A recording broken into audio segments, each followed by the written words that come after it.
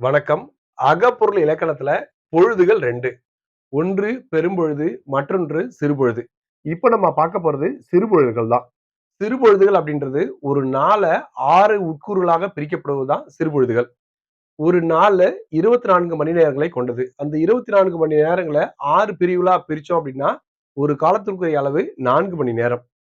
அந்த 4 மணி நேரத்த காலை, நண்பகல், எற்பாடு, மாலை, யாமம், வைகறை ஆகிய 6 பொழுதுகள்.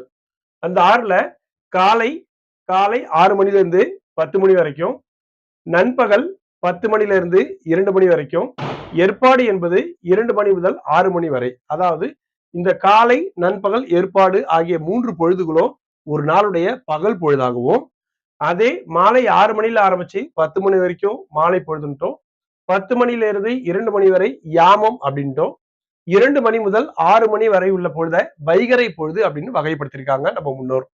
இப்போ காலை, நண்பகல், எற்பாடு, மாலை, யாமம், வைகறை. காலை, நண்பகல், எற்பாடு, மாலை, யாமம், வைகறை ஆகிய 6 பொழுதுகளையும் ஒரு பொழுதுக்கு காலை பொழுதுக்கு எதிர் பொழுதா உள்ளது மாலை பொழுது, நண்பகலுக்கு எதிர் பொழுதாய் உள்ளது நடு இரவு அதாவது யாமம், எற்பாடு அதாவது எல் கூட்டல் பாடுன்னு இதை பிரிக்கலாம்.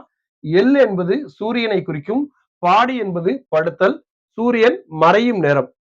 2 மணி முதல் 6 மணிக்குள்ள சூரியன் மறைஞ்சிரும். எனவே எற்பாடுக்கு எதிரான பொழுதாக வைகறையை மனதில் கொள்ளலாம்.